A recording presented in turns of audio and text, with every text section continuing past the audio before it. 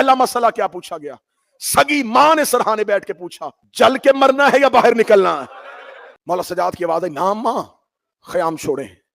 बीबी देख कहती, सजाद तूने बंद आंखों में जवाब दिया है, आंखें खोल के जवाब दे। मौला सजाद कहते, बंद आंखों में भी शरीयत यही, खुली आंखों में भी शरीयत यही। बीबी रो कहती, आंखें खोल, बाहर कैसे जाऊं, मेरे सर पे रिदा नहीं। मौला सजाद कहते, अम्मा चादर कहां गई? फरमाया, अब्बास का कातिल ले गया। सजाद रिदा उतर चुकी है।